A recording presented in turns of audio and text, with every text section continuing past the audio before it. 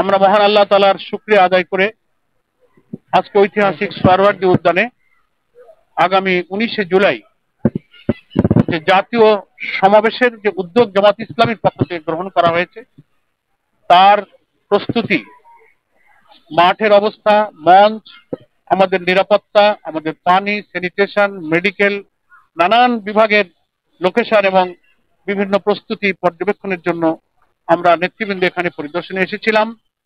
এবং আমরা যে ঐতিহাসিক এই জাতীয় সমাবেশের আয়োজন করতে পেরেছি, আমরা সেই মাঠ পরিদর্শনের প্রথম দিনে প্রাথমিক কার্যক্রমগুলো একটু পরিদর্শন করতে পারলাম। সেজন্য আমরা মহান আল্লাহর কাছে প্রথমেই আবারও আপনাদের সকলকে নিয়ে শুকর আদায় করছি, আলহামদুলিল্লাহ।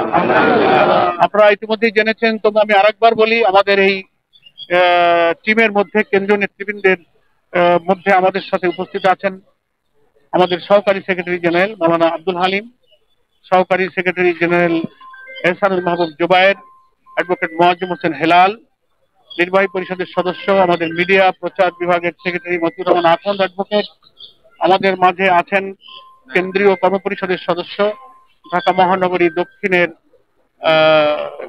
সেক্রেটারি শফিকুল ইসলাম মাসুদ, আমাদের নির্বাহী পরিষদের সদস্য ঢাকা মহানগরের আমির, আমার পাশে দেখতে পাচ্ছেন দক্ষিণের আমির জননেতা নুরুল ইসলাম বুলবুল আছেন, উত্তরের সেক্রেটারি কর্মপরিষদ সদস্য ডক্টর রেজাউল করিম আছেন, ইসলামী ছাত্র শিবিরের সংগ্রামী সেক্রেটারি জেনারেল নুরুল ইসলাম সাদ্দাম আমাদের পাশে আছেন, আমাদের শ্রমিক কল্যাণ ফেডারেশনের সেক্রেটারি কেন্দ্রীয় সেক্রেটারি অ্যাডভোকেট আতিকুর রহমান আছেন, ঢাকা মহানগরী দক্ষিণের উত্তরের সহকারী সেক্রেটারি সহ অনেক নেতৃবৃন্দ এখানে উপস্থিত আছেন। ইসলামী ছাত্র শিবির এবং শ্রমিক কল্যাণ ফেডারেশনের অনেক নেতৃবৃন্দ আছেন। আমরা সবার সময়ের কারণে নামটা বলার প্রয়োজন মনে করছি না। আমরা আল্লাহর কাছে শুকরিয়া আদায় করেছি। খুব সংক্ষেপে এই ঐতিহাসিক জাতীয় সমাবেশের প্রস্তুতি সম্পর্কে আজকে একটু আমরা আপনাদেরকে ধারণা দিচ্ছি। ইনশাল্লাহ আমাদের আরো দু একবার এই মাঠ পরিদর্শনে প্রস্তুতির কাজ চলবে, আর আমরা ইনশাল্লাহ আসবো। আজকে এই জাতীয় মহাসমাবেশের মূল যে সৌন্দর্য এবং প্রয়োজন হচ্ছে আমাদের মঞ্চ, স্টেজ। সেই স্টেজের জায়গাটা আমরা আজকে নির্ধারণ করেছি 100 ফিট বাই 36 ফিট পরিমাপের একটা বিশাল মঞ্চ, অত্যাধুনিক এবং যাবতীয় সুব্যবস্থা সহকারে, সামনে পিছে এলইডি, বক্তার যে লেকচার স্ট্যান্ডের আলাদা সেপারেট অ্যারেঞ্জমেন্ট, আশেপাশে মেহমানদের জন্য অন্যান্য সুবিধা সহ সব ব্যবস্থা ইনশাআল্লাহ এখানে থাকবে। অজুর ব্যবস্থা থাকবে, টয়লেট, তারপরে এই সোহরাওয়ার্দী উদ্যানের চারিদিকে যে ব্যবস্থাটুকু আছে সেটাকে কাজে লাগিয়ে আমাদের যারা সারা দেশ থেকে এবং ঢাকা মহানগরীর লক্ষ লক্ষ মানুষ এখানে আসবেন, তাদের নামাজ, তাদের অজু, তাদের অন্যান্য প্রয়োজন কিভাবে পূরণ করা যায় আমরা সেসব পরিকল্পনা নিয়েছি এবং আজকে কিছু ব্যবস্থা আমরা দেখলাম। আমাদের মেডিকেল বিভাগও থাকবে। তো আমরা দেশবাসীর কাছে অত্যন্ত কৃতজ্ঞতার সাথে আমাদের প্রস্তুতি যে সুষ্ঠু সুন্দরভাবে হচ্ছে, আমাদের বাস্তবায়ন কমিটি এটা নিয়ে দফায় দফায় বসছে। রাজধানী ঢাকা, পার্শ্ববর্তী জেলা এবং সারা দেশের জেলাগুলোর প্রতিনিধি হিসেবে অনেকেই এই জাতীয় সমাবেশে যোগদান করবেন। তাদের আসবার, চতুর্দিক থেকে গেট দিয়ে ঢোকবার, বসবার, শোনবার প্রয়োজনীয় ব্যবস্থা, গাড়ি পার্কিং এর ব্যবস্থা, সিকিউরিটির ব্যবস্থা, আমাদের কয়েক হাজার কর্মী বাহিনী বিভিন্ন ডিপার্টমেন্টের দায়িত্বে ইনশাআল্লাহ নিয়োজিত থাকবে। তারা তাদের জন্য সে সুব্যবস্থা ইনশাআল্লাহ করবে। আমরা গণমাধ্যমে কর্মরত সাংবাদিক বন্ধুদের প্রতি কৃতজ্ঞতা জানাই। আমাদের এই 19শে জুলাইয়ের জাতীয় সমাবেশের প্রস্তুতির শুরু থেকেই দেশের জাতীয় গণমাধ্যমগুলো, ইলেকট্রনিক এবং প্রিন্ট সব মিডিয়াতে তারা সাধ্যমতো এর প্রচারণা শুরু করেছেন। আমরা দেশবাসীকে চারিদিক থেকে 19শে জুলাই ঢাকা চলো এই আওয়াজ তুলে এই জাতীয় মহাসমাবেশ সফল করার জন্য, রাজধানীর ঐতিহাসিক সোহরাওয়ার্দী উদ্যানে সমবেত হওয়ার জন্য আজকে এই সোহরাওয়ার্দী উদ্যান থেকেই আমি দেশবাসীর কাছে উদাত্ত আহ্বান জানাচ্ছি আমাদের গণমাধ্যমের মাধ্যমে। আশা করি সময়ে সময়ে আমাদের এই কর্মসূচি এগিয়ে নিয়ে যাওয়ার জন্য দেশবাসীর কাছে আমাদের এই জনসভার যে মূল উদ্দেশ্য, একটি অবাধ, নিরপেক্ষ, গ্রহণযোগ্য নির্বাচনের উদ্দেশ্যে লেভেল প্লেইং ফিল্ড, নির্বাচনের পূর্বে প্রয়োজনীয় সংস্কার শেষ করা, মানবতা বিরোধী অপরাধে অভিযুক্তদের বিচারকে দৃশ্যমান করা, পিআর পদ্ধতিতে আমাদের জাতীয় নির্বাচনের যে দাবি উঠেছে সর্বমহল থেকে সেটা মেনে নেওয়া, জুলাই অভ্যুত্থানকে নিয়ে যে জুলাই ডিক্লারেশন, যে জুলাই সনদ, সেটা ঘোষণা এবং বাস্তবায়নের জন্য আমরা জুলাই বিপ্লবের প্রথম বার্ষিকী এই জুলাই মাসের মধ্যেই সেটা সরকারকে বাস্তবায়ন এবং ঘোষণার দাবি করেছি। সেই দাবি এই ময়দানের জনসভা থেকে উত্থিত হবে। আমরা জাতীয় নির্বাচনের আগে স্থানীয় নির্বাচনের দাবি আমরা করেছি।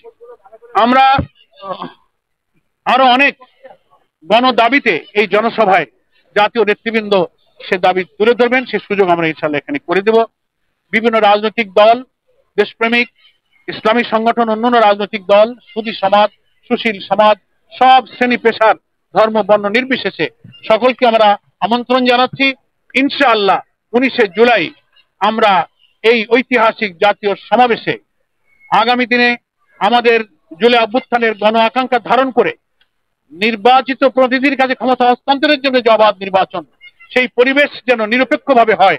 সরকার, নির্বাচন কমিশন, সমস্ত প্রশাসন যেন নিরপেক্ষভাবে মানুষের সকল সংশয়কে দূর করে নির্বাচন সুষ্ঠুভাবে পরিচালনার জন্য একটা লেভেল প্লেইং ফিল্ড, কোনো দিকে না ঝুঁকে সবার ক্ষেত্রে সমতার ভিত্তিতে যে গণদাবি উঠেছে এটা যেন নিশ্চিত করতে পারেন, এই লক্ষ্যে এই জনসভা সফল করার জন্য দেশবাসীর কাছে আমরা আহ্বান জানাচ্ছি।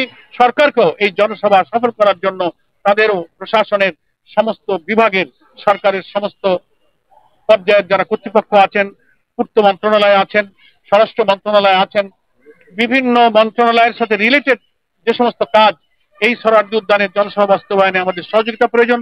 আশা করি সরকার আমাদের এই জনসভা বাস্তবায়নে সেই সহযোগিতার হাত তারা সম্প্রসারিত করবেন। আমরা কৃতজ্ঞ।